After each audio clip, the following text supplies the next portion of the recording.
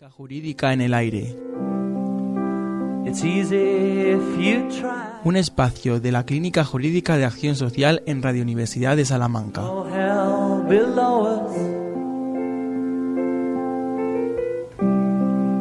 Cada miércoles a las 10 de la mañana en radio.usal.es y en la 89.0 FM.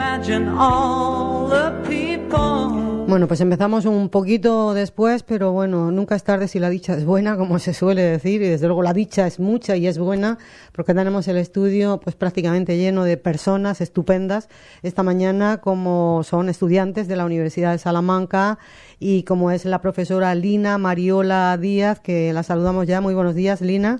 Buenos días, Elena. Encantada de estar un año más contigo. Y que junto con Carmen González León coordinas esta línea de menores e Internet, que 10 años ya de 10 años. De 10 ediciones. Sí.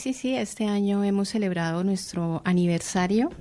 Es increíble cómo ha pasado el tiempo y cómo empezamos de un proyecto de innovación docente y cómo ahora vamos creciendo y vamos viendo resultados excelentes.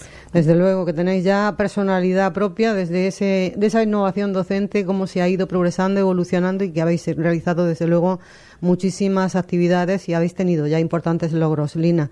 Bueno, pues vamos a presentar al resto del equipo que nos acompaña esta mañana. Aldana Belén Ponce de León Carbone, que es del grado de Criminología, creo. Muy buenos días, Aldana. Buenos días. ¿Y de dónde vienes? No sé si eres de aquí, de Salamanca. ¿De dónde has venido? Vengo de Vigo. Vienes de Vigo, por lo tanto, una estudiante gallega aquí en la Universidad de Salamanca, que yo no sé, ¿tenías claro que querías escoger la Universidad de Salamanca y que querías hacer criminología, Aldana? No, la verdad no tenía claro ninguna de las dos cosas. La primera opción era Santiago, sobre todo por tema de cercanía, y la primera opción era psicología. Al final no llegué a entrar por la nota, entré acá en Salamanca en criminología y al final me terminó gustando la carrera. Bueno, ¿y que tienes ascendencia o bien de Uruguay o bien de Argentina? No, soy argentina. Argentina, se te nota un poco. Bueno, pues muy bienvenida a Radio Universidad. Gracias. Aldana. Alejandro Capello Canedo, que también se encuentra con nosotros. Buenos días, Alejandro. Hola, buenos días. Bueno, ¿qué tal todo, Alejandro? Pues todo perfecto, todo muy bien, la verdad. ¿Tú sí tenías claro lo de estudiar Derecho o no? Bueno, no muy claro porque yo me he cambiado de carrera. Primero cursé un año de psicología aquí en la Universidad de Salamanca y luego durante ese año me di cuenta de que me iba a gustar mucho más el grado en Derecho. ¿Y ha sido así? Sí, la verdad es que sí. A estas alturas, si no me hubiese gustado ya... Ya lo habrías dejado, ¿no? Claro. Porque estás ya en el último curso, sí, ¿no? Ya el cuarto. es mi último curso. Bueno, el de todos los que estamos aquí. Todos, estáis terminando ya, ¿no? Estáis ya casi con un pie fuera, ¿no? Sí. Bueno, y Jesús Martín Díaz, que es otra de las personas que nos acompaña esta mañana. Muy buenos días, Jesús. Hola, muy buenos días. Que también, pues te hago la misma pregunta que a tus compañeros, si tenías claro lo de la Universidad de Salamanca, lo de estudiar Derecho, o también te has cambiado de carrera. Cuéntame, ¿cómo ha sido tu trayectoria? A ver, yo desde bien pequeñito tenía claro de que o criminología o Derecho eran como mis dos ideas y al fin y al cabo, pues bueno, acabé en Derecho en Salamanca, que lo tenía bastante claro. Derecho en Salamanca, ¿y de dónde vienes tú? Yo vengo de un pueblecito del norte de Ávila. No sé si le conoceréis, Madrigal de Altas Torres. Hombre, ahí Isabel la Católica creo que tiene algo que ver, ¿no? Exacto. Con Madrigal de las Altas Torres. Exacto.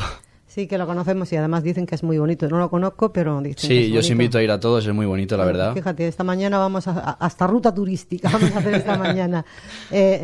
Lina, que supongo que no están todos los alumnos que han cursado la asignatura, sino solamente una representación de ellos, ¿no? Sí, nosotros este año son 9 alumnos entre criminología y derecho. Uh-huh. Y tenemos pues como siempre una importante representación. Bueno, tenemos los 2 chicos son los que están aquí y el resto son solo chicas. Pues fíjate que yo había pensado que en este grupo, a diferencia de todos los demás que llevamos entrevistados, habían sido mayoritariamente chicos, porque siempre han venido chicas, muchas chicas, y creo que hemos tenido un chico de momento, o sea que los únicos 2 los tenemos aquí con nosotros, ¿no? Sí, ahí 9 personas que bueno, a mí me gustaría preguntaros por qué elegisteis esta línea, esto de menores, Internet, ¿qué fue lo que os llamó la atención y por ¿por qué participar en esta asignatura? Creo que es una asignatura optativa que ofrece la Universidad de Salamanca, que es un motivo para realizarla. Porque yo creo que en una asignatura optativa sí que elige uno lo que realmente,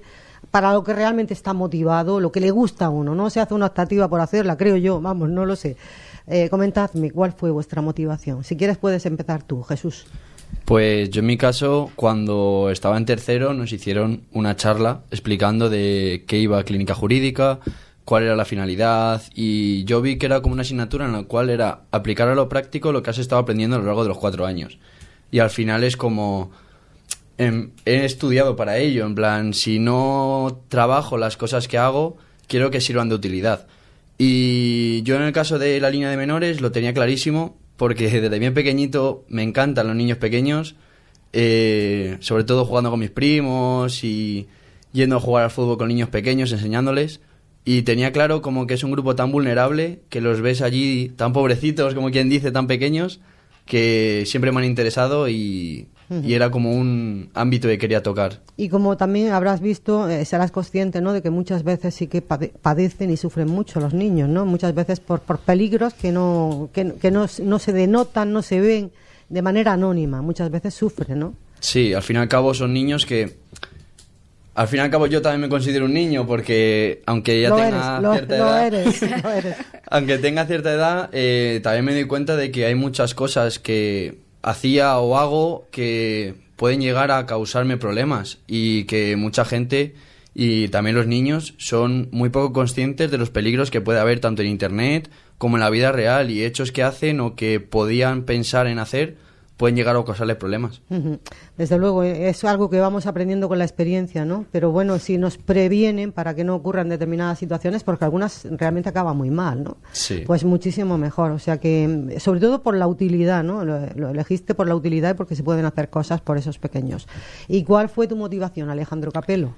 Bueno, yo creo que la clínica te ofrece muchas posibilidades que otras optativas. Que no tienes nada que ver con aquel entrenador que tuvo el Real Madrid, Capelo. Bueno, si tuviese que ver algo no estaría aquí, yo creo. ¿Por qué no? ¿Qué mejor sitio que es la radio de la Universidad de Salamanca? No. ¿Eres del Madrid, por lo menos? No, encima soy del Barça, así que... Bueno... Perdona. No te preocupes. Nada, pues eso, que al final la clínica yo creo que es una asignatura que te ofrece unas posibilidades que no te ofrecen otras. Al final el poder colaborar con asociaciones, el poder participar, te sientes partícipe de algo, ¿no? No es únicamente estudiar y aplicarlo a un examen muy teórico. Entonces yo creo que eso fue esa vertiente social, ¿no? Sí. De que conectas con la realidad. Sí, conectas con la gente, sientes que tu trabajo sirve para algo, ¿no? Y Aldana, ¿cuál fue tu motivación? Aldana Belén. Bueno, repetir un poco lo que dijeron mis compañeros, algo más práctico en el que el conocimiento que fuiste adquiriendo sobre la carrera y también en los seminarios de la clínica, que sirva para algo, que puedas ayudar. Aunque sea con un simple taller o lo que sea, que ese taller deje algo. Claro, seguro que deja mucho. Muchas veces no somos conscientes del impacto que podemos tener en la vida de otras personas. Quizás luego nos enteramos cuando somos mayores. Oye, ya habiendo tenido la experiencia que habéis tenido, no sé si os atrevéis a hacerme un pequeño diagnóstico de los principales problemas que están planteados actualmente en relación con la utilización de los menores de Internet. No sé qué me diríais, si es que lo utilizan demasiado, si hay pocas garantías, si el anonimato del que hablábamos hace un momento y que se esconde detrás de muchas conductas dañinas. ¿Cuál sería el diagnóstico de situación que me podríais hacer? Un pequeño informe. No sé quién se atreve a comenzar. Jesús, pues, te va a tocar todas las veces. Sí, no pasa nada, yo empiezo. Eres el que está más cerca. Pues a ver, al fin y al cabo, las nuevas tecnologías, vemos como los niños pequeños están ansiosos, como siempre están pidiendo el teléfono a los padres, quieren ver TikTok, Instagram, y vale que a veces sea una simple distracción, pero puede causarle llegar problemas en el desarrollo de su mentalidad, en la manera de pensar, en simplemente cómo pueden llegar a actuar con ciertas situaciones que pueden ver en Internet. Y simplemente una imagen les puede... Hay muchos problemas y mucha gente que ve esas imágenes y que pueden utilizarla para cosas no tan buenas como simplemente verla y decir, mira qué niño más mono. Claro, porque nosotros sí que podemos discriminar los mayores, ¿no? Pero comentabas de la ansiedad y estaba yo pensando, Jesús, que esa ansiedad y ese estrés yo creo que también lo tenemos los mayores a la hora del uso de las tecnologías. ¿Sí? Al final te das cuenta y dices, bueno, pues si estoy todo el día pegada a esto, si han llegado las 11 de la noche y me están entrando cosas, ¿no? Yo creo que esa ansiedad parece que sí es un mal común, quizás, a toda la población que utiliza las tecnologías. Sí, es un mal común, pero en plan, los mayores como que lo estamos, a ver, yo me considero pequeño, como he dicho antes, pero nosotros como que hemos crecido con ello. Al fin y al cabo, los mayores es como que algo que han incorporado en sus vidas y les puede afectar, pero no a tal medida. Imagínate que, por ejemplo, un niño de 3 años se está educando a través de lo que está viendo en el móvil. Los niños son como una masa que se van formando y les tienes que orientar a que se hagan ellos la misma forma para que vayan por el buen camino, por el buen camino. Oye, y en los talleres que hacéis, me puede contestar bien Aldana, Alejandro o también Lina, si quiere intervenir en el momento en que quiera hacerlo. Yo no sé si en esos talleres también se contempla el dar alternativas a esa utilización de tecnologías y de Internet, o no entráis en esa materia, solamente os centráis en Internet, en lo que produce Internet, en los posibles peligros. ¿Qué ideas, digamos, plasmáis en los talleres? A ver, en los talleres, en respuesta a tu pregunta, pues bueno, depende un poco a quién se dirija el taller, porque si se dirige más hacia los padres sí que ofrecemos distintas soluciones. Cuando tratamos hacia menores, lo que intentamos es que les quede claro los peligros que corren al entrar en Internet. Entonces, bueno, nosotros desde la clínica hemos participado con la Cruz Roja, con los centros jóvenes de Santa Marta y Salamanca, también con la Fundación Diagrama. Y bueno, básicamente a lo que nos hemos dedicado un poco es a hacer una prevención para que no se cometan estos tipos de delitos y a dar unas nociones básicas de ellos. Oye, ¿y en colegios habéis estado, Aldana? Sí, también estuvimos en colegios, estuvimos en el Lucía de Medrano, también en 2 colegios de Zamora, si no me equivoco. Sí, a ver. Además que es una proyección importante, ¿no? Que tiene esta línea de la clínica, que trabajáis todos los años también con un colegio de Zamora, Lina. Sí, de forma permanente. Sí. Cada año vamos de alguna manera uniendo actores y esos mismos actores vamos ampliando destinatarios, ¿no? Entonces, en un poco la línea que tanto Jesús como Alejandro planteaban, nosotros tenemos claro que Internet es un espacio de socialización y es un espacio de socialización en el cual hay determinados peligros y frente a esos peligros las opciones son formar, ¿no? Y educar. La cercanía generacional de nuestros alumnos con nuestros destinatarios hace que sea mucho más fácil transmitir el mensaje, ¿no? Fíjate, ayer estuvimos, por ejemplo, con Alejandro y Aldana en un taller online de la Fundación Diagrama, con menores que están prestando medidas judiciales, ¿no? Y la verdad fue un abanico, o sea, en comparación, este es nuestro 3er año con ellos, la segunda vez que hacemos de forma online, es decir, que estamos llegando a menores de otras provincias, ¿no? Estábamos hablando de Valladolid, de Palencia, de Segovia. Y ¿Es el 3er año que trabajáis con la Fundación? Con la Fundación Diagrama. Sí, mira, el primer año lo hicimos de forma física aquí, eran 2 menores. O sea, ayer Alejandro y Aldana que estuvieron, que ellos fueron los que llevaron a cabo pues el taller. Pueden decirlo, ¿no? Sí. Otro proyecto en el que, por ejemplo, ayer estuvo Jesús, una emisora que es también manejada por la Asociación contra el Bullying y el Cyberbullying, donde está Carmen. ¿Una emisora de radio? Una emisora de radio. Pues háblame de esa emisora. Ahí pueden hablar tanto. Claro, me interesa mucho ese taller con la Fundación Diagrama, porque ahí llegan personas, o ya aparecen personas que han sido objeto de delitos, ¿no? Contra su persona, a través de Internet. Hablarnos un poco de ese taller, Aldana, cómo se desarrolló. Había dos chicos, me ha comentado Lina. No, ha aumentado. Eso fue el primer año. El primer año. Fíjate, este año llegamos a más. Yo creo que más o menos por el número de personas que se conectaron, ponle 13 personas, 13 menores de diferentes provincias. Oye, Lina, ¿y tú crees que eso es un diagnóstico acertado de lo que puede estar pasando a nivel general? O sea, lo que ha pasado en la Fundación Diagrama de 2 a 13 en ese periodo de 3 años, ¿crees que se están, digamos, multiplicando ese tipo de conductas? No necesariamente, o sea, porque esto está más vinculado al poder de convocatoria o de recepción de ese tipo de actividades dentro de la fundación. Entonces, que al principio solamente llegamos a 2.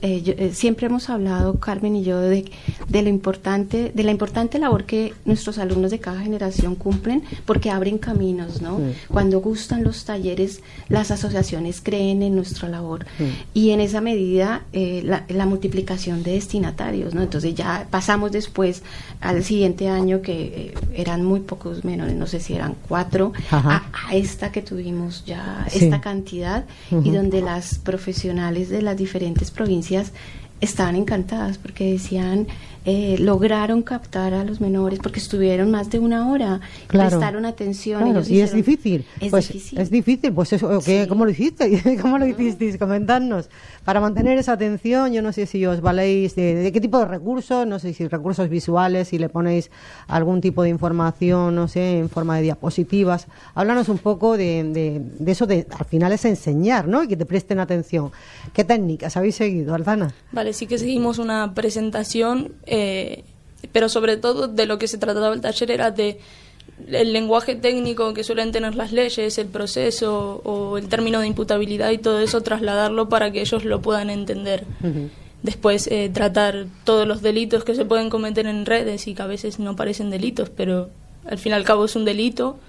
Y sobre todo creo que los que les llamó más la atención y los mantuvo más entretenidos fueron casos prácticos, que ellos fueran eligiendo tipo test alguna opción. Sí, y ponernos algunos ejemplos de delitos que a lo mejor no parecen delitos, pero que sí lo son. No sé si en este caso Alejandro nos quiere comentar.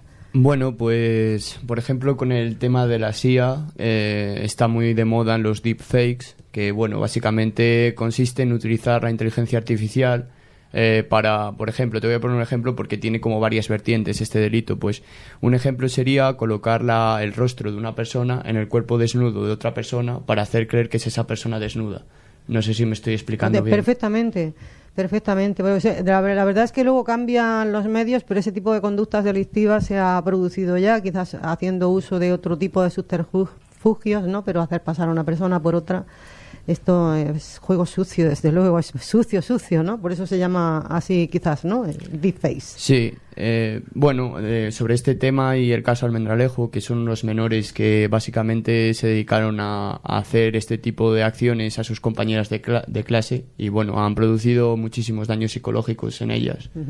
Oye, Lina, ¿y tenemos órganos judiciales ACOP creados para este tipo de delitos o esto va por la vía normal? Cuando se plantea alguna denuncia en estos temas, no sé si hay tribunales específicos para esto, Lina, pero ten cuidado con las manos, quítame las manos de ahí, de delante del micro, que quiero escucharte muy bien. Bueno, mira, en principio, fíjate que todo de alguna manera se va dirigido, lo que tiene que ver con la legislación, va dirigida de alguna manera a dar una respuesta frente a los aparentes vacíos, ¿no? Existe actualmente un proyecto de prevención de riesgos de menores en el entorno digital, que aún es un proyecto, pero que de alguna manera busca dar una respuesta a lo que tiene que ver con también esta violencia digital que se puede generar con los menores, ¿no? Que ya de antesala estaría la LOPIVI, ¿no? La ley también la ley también del 21, que de alguna manera de forma integral responde frente a la violencia, ¿no? Oye, habéis hecho entrevistas, creo que una de las entrevistas ha sido a la fundadora de la Asociación Salmantina contra el Bullying y el Ciberbullying. Creo que háblame un poco de cómo habéis planteado las entrevistas, que aquí habéis hecho de periodistas, ¿no? Habéis entrevistado también, por ejemplo, al director del Colegio Lucía de Medrano. Habéis hecho entrevistas. Supongo que una de las preguntas sería, por ejemplo, para el director de una escuela o de un instituto, en la formación diaria de los estudiantes, si se les forma también para tener esa postura, digamos, ante Internet, que sea una postura coherente, con formación. Supongo que quizás una de las preguntas fuera esa, si se os ha quedado claro a vosotros si se ponen los suficientes medios en la educación que reciben los estudiantes en el tiempo que pasen en los colegios y en los institutos para realizar actividades que estén precisamente relacionadas para hacerles pues más documentados, ¿no?, respecto a esos peligros y riesgos que pueden correr. No sé si hay asignaturas ya de ese tipo, si en la formación que reciben los estudiantes ya hay previsto algo así.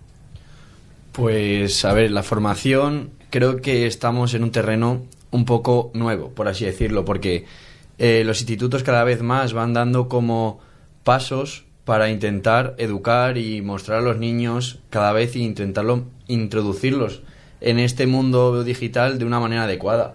Pero al fin y al cabo, como vemos, hay muchos institutos que no han implantado esta manera de educar. En plan, es muy complicado hacerlo, cambiar de manera tradicional, la que sirva como que las TICs estén tan influidas en la manera de educar a los niños. Uh-huh. Pero poco a poco vemos cómo se va utilizando cada vez más y sigue siendo un recurso muy importante. Oye, y el uso de los móviles también es un tema que me interesa. Los móviles, por ejemplo, y por la experiencia que ya vosotros habéis tenido, ¿se pueden utilizar habitualmente en los colegios, institutos? Supongo que no. No sé cómo es, si sabéis cómo es el caso de Castilla y León. ¿Esto se puede hacer o no se puede hacer, Lina? Pues, a ver, un poco... Porque ha habido algunos colegios que han tomado esa determinación. Claro, no sé si es el propio colegio quien puede decidir. Fíjate que, o sea, el tema de las nuevas tecnologías, a pesar de que pareciera aparentemente nuevo, forma parte también de todas unas políticas que se han venido implantando de cara precisamente a hacer frente a estos riesgos. Los colegios con los que nosotros trabajamos, de hecho, lo tienen, o sea, son bastante receptivos, de hecho, en muchísimas cosas, ¿no? Fíjate, hay también nosotros como, o sea, nuestros alumnos participan en talleres, pero no solamente son nuestros alumnos, también participan otros órganos o instituciones como el Cuerpo Nacional de Policía, ¿no?, que va en línea de esa preocupación por formar a los menores, ¿no? En esa línea, en muchas ocasiones, fíjate, el director del instituto, Lucía Medrano, nos dijo alguna vez, es que nuestros menores están cansados de que nos hablen de riesgos, ¿no? O sea, yo quiero que los escuchen a los menores. A partir de esa propuesta que hizo él, se empezaron a generar unos grupos de discusión en el que se buscaba escuchar a los menores con el fin de saber qué inquietudes tenían. Este año se han hecho con el Instituto Lucía de Medrano y con el Colegio Amor de Dios. Entonces es una entonces es una experiencia muy enriquecedora, ¿no? ¿Y qué dicen los más menores sobre esto, ¿no? Que dicen que también pueden estar un poco hartos de que solamente se les hable de riesgos y peligros. ¿Qué comentan ellos? No sé si alguno de vosotros ha podido estar en alguno de esos grupos de discusión. Jesús dice que sí. Sí, Cuéntanos. Yo estuve en el grupo de discusión del Amor de Dios de Zamora y la verdad que los chicos muy participativos. Es que a mí yo conozco a esos chicos, supongo, bueno, ahora serán otros de cuando yo los conocí, pero participan, bueno, y tienen un cerebro y son gente muy, no sé, que tienen parece que son mayores, incluso de lo que son, ¿no?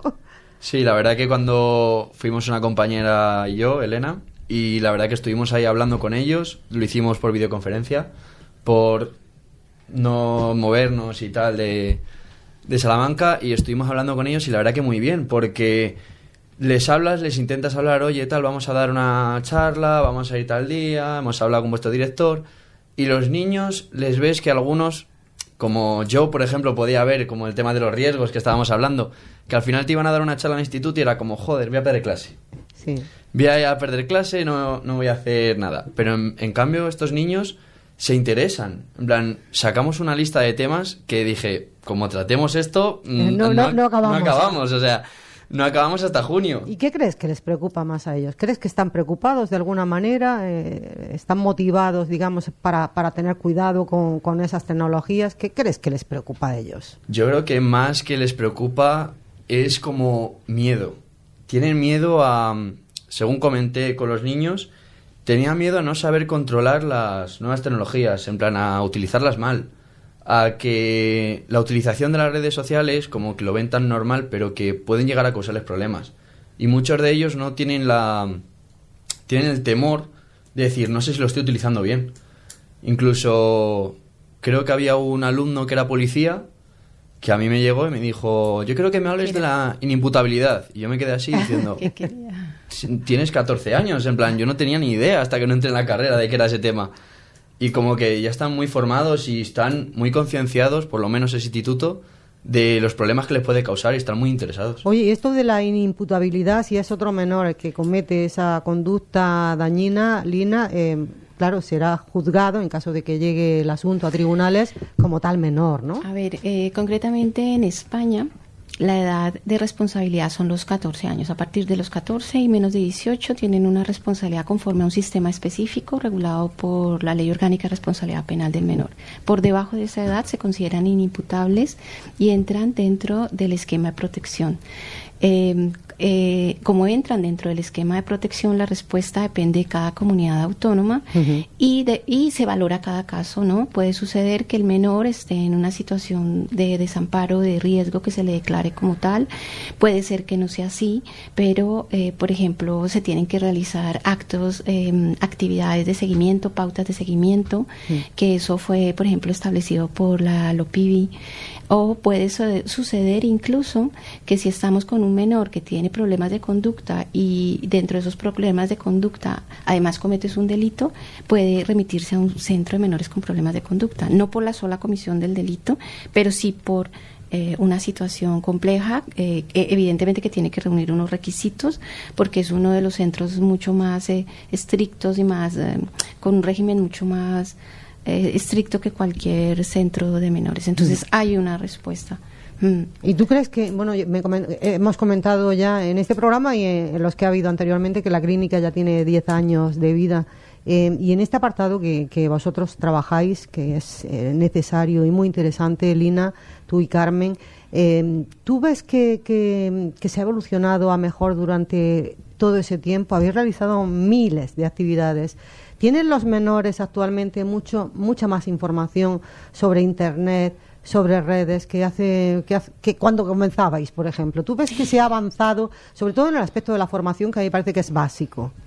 Sí, ellos, yo lo que veo, bueno, y en línea, de alguna manera, como lo han dicho ellos, o sea, esto cambia todo el tiempo, cambia absolutamente todo el tiempo, o sea, hay una evolución desde los inicios a lo que sucede, inclusive de los propios riesgos que hay, ¿no?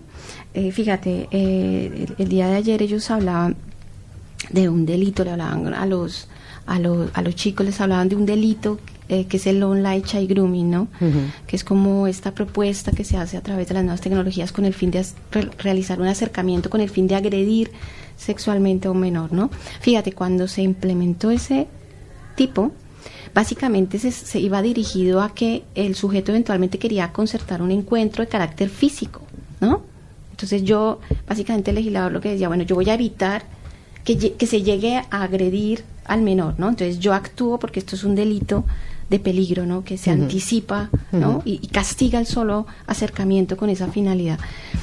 Y se buscaba el mundo físico. Pues resulta que ahora ese acercamiento igual puede ser a través de Internet, porque las nuevas tecnologías permiten todo tipo de conductas, que entonces el sujeto después empiece a dirigir al niño, hace esto, determinadas conductas sexuales que las puede hacer perfectamente de forma virtual y que afectan bienes jurídicos que protege el derecho penal, ¿no? Pero claro, se dan ahí, o sea, imagínate, esto que hablaba Alejandro también de los deepfakes sexuales, que eso no existía, o sea, no, bueno, tú has dicho, bueno, sí, pues podía ser con determinadas herramientas sofisticadas que alguien que manejara, pero es que hoy en día todas estas herramientas de inteligencia artificial son totalmente accesibles. Las tenemos todos, y yo abro cualquier página y lo primero que me sale es la inteligencia artificial, claro, ya está ahí generalizada, entonces, ¿no? Es totalmente accesible, tanto que unos niños de muy corta edad las utilizaron para hacer una conducta indebida, ¿no?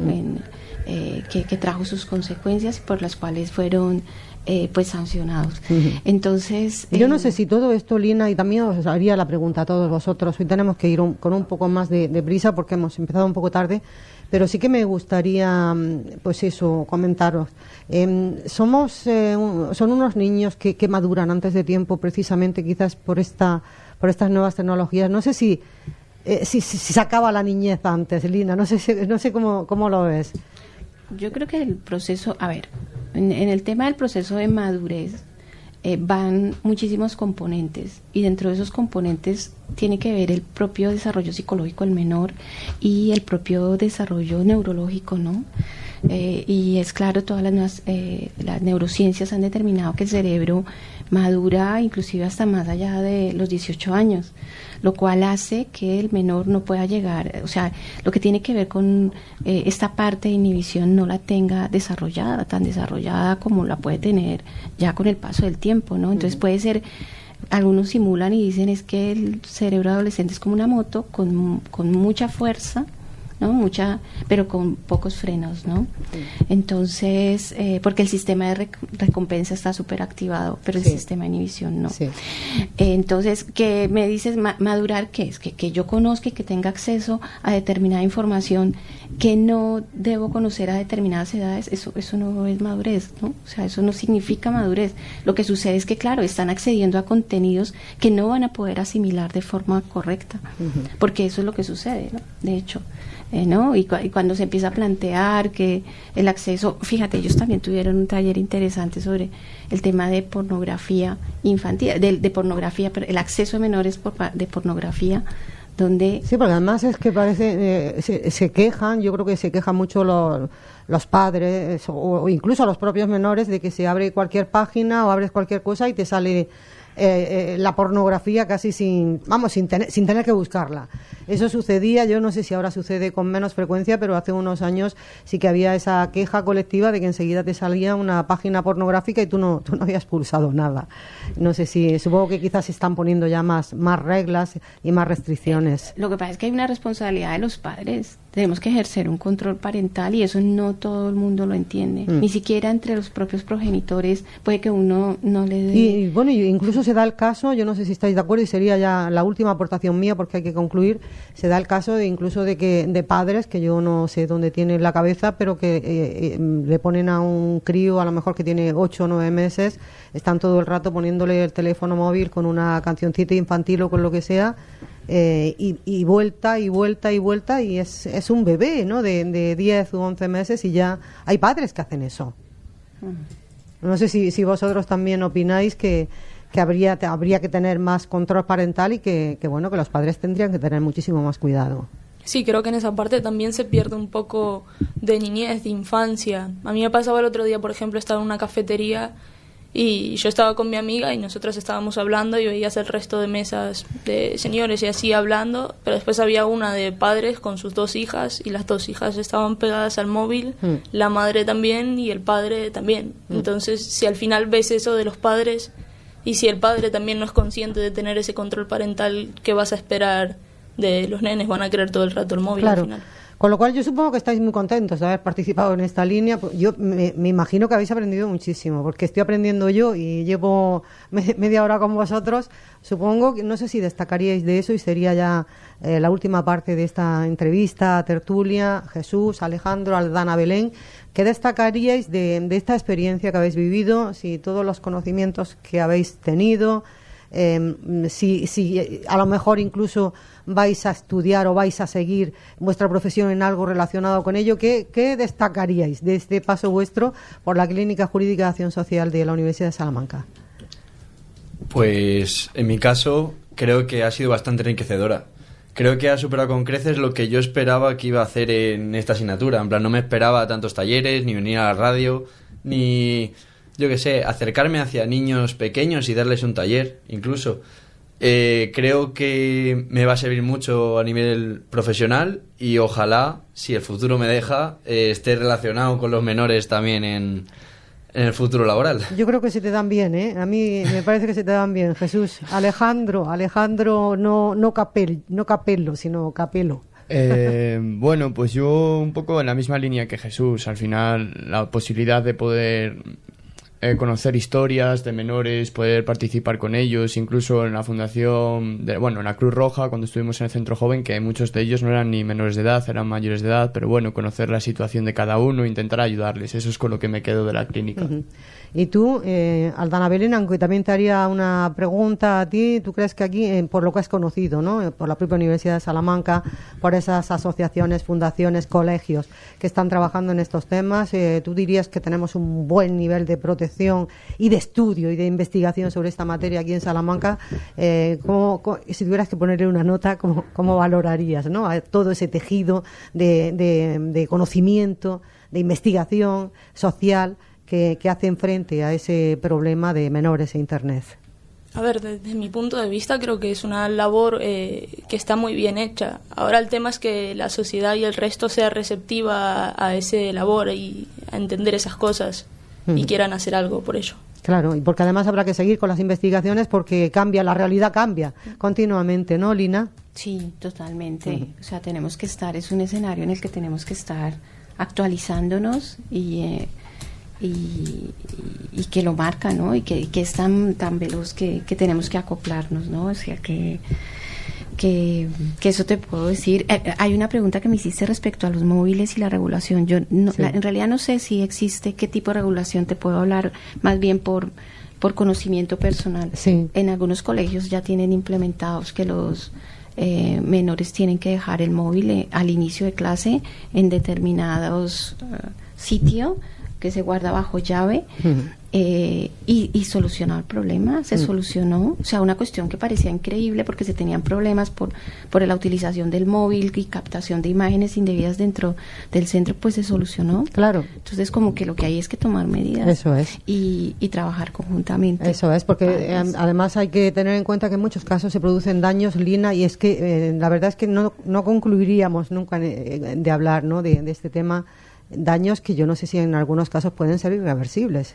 Imagínate la psicología de un niño, de una niña, yo no sé si en algunos casos es que prácticamente puedes condenar a una persona de por vida. Imagínate que estás hablando de, cuando se habla de menores, no solamente, algunos no hablan de protección, sino de hiperprotección. Hiperprotección precisamente porque son sujetos en desarrollo, en cuya por lo cual cualquier afectación va a marcar el resto de su vida. Entonces, por lo cual es fundamental.